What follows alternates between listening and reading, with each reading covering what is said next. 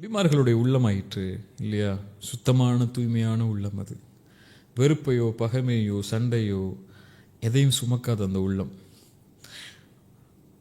அவங்க யோசிச்சு பாருங்க, அவங்க வாழ்க்கையில் அவங்க அனுபவிச்ச எல்லா கஷ்டத்துக்கும் அடிப்படை அந்த முன்னாடி நிற்கக்கூடிய அந்த 10 பேர் தான் இல்லையா? தந்தை இடத்துலேருந்து பிரிக்கப்பட்டதிலிருந்து, கிணத்துல வீசப்பட்டதிலிருந்து, அற்ப கிரயத்துக்கு அந்த வழிப்போக்கர்களுக்கு விலை பேசி சகோதரர்களை வித்ததிலிருந்து, தாம் கண்ணுக்கு முன்னாடியே விற்கிறாங்க. ஒரு அற்ப காசு கொடுத்துட்டு போ, இவனை தூக்கிட்டு போங்கிறாங்க. ஒரு சந்தையில போய் விலை பேசப்படுறாங்க. ஒரு நபி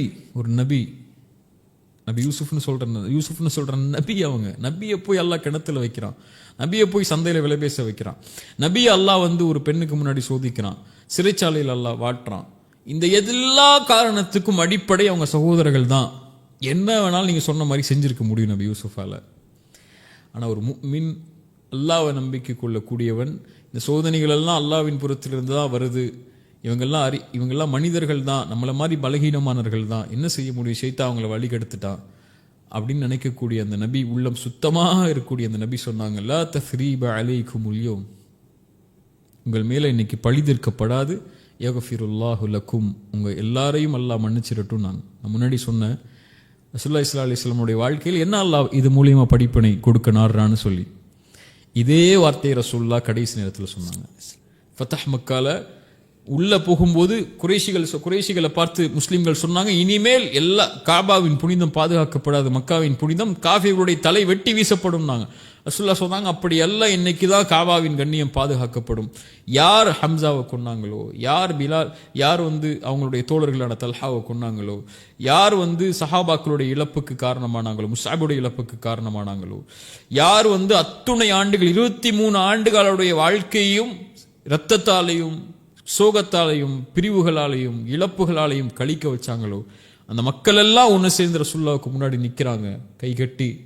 ரசூலுல்லாஹ் என்ன வேணாலும் செஞ்சிருக்கலாம். நபி யூசுஃப்க்கு இருந்த பதவி மாதிரி அலைஹிஸ்ஸலாம். ரசூலுல்லாஹி ஸல்லல்லாஹு அலைஹி வஸல்லம் சொன்னாங்க, நீங்க என்ன நினைக்கிறீங்க என்னை பத்தி, நீங்க கண்ணியமானவர் யார் ரசூலல்லாஹ்னு சொல்றாங்க. இப்போ ரசூலுல்லாஹ் சொன்னாங்க, என் சகோதரன் யூசுஃப் எதை சொன்னாரோ அதையே நானும் சொல்கிறேன்.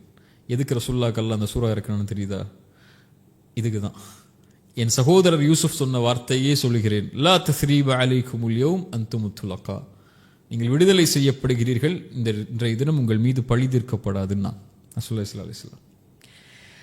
அது சுத்தமான உள்ளம். அங்க வெறுப்போ பகைமையோ அங்க எதிர்ப்போ அங்க நிற்காது. இன்னைக்கு ஒரு சின்ன சின்ன விஷயத்துக்கு நம்ம என்ன விஷயத்துக்கலாம், காசு எடுத்துட்டான், நஷ்டத்தை ஏற்படுத்திட்டான், என்னை பற்றி அப்படி பேசிட்டான், என்னை பற்றி பின்னாடி பேசிட்டான், என் வாழ்க்கையில் அதை செஞ்சுட்டான், என் சொத்தை எடுத்துட்டான், என்னை பற்றி இப்படி பேசுகிறா, என்னையே எடுத்துட்டான், சின்ன சின்ன அற்ப காரியங்களுக்கு போய் இவனை மன்னிக்க மாட்டேன், இவனை நான் ஏற்றுக்க மாட்டேன், இவனோட பேச மாட்டேன், முகம் கொடுத்து எத்தனை ஆனாலும் பரவாயில்ல, இவன் நாசமாக போயிடுவான், அழிஞ்சு போயிடுவான்னு சர்வசாதாரணமாக நம்ம உள்ளங்களில் வெறுப்பையும் பகைமையும் சுமந்துக்கிட்டு தான் இன்னைக்கு பலர் மூட்டை மூட்டையாக கவலைகளை சுமந்துட்டு இருக்காங்க. அவன் அப்படி இவன் இப்படி இவன் அப்படி அப்படின்னு.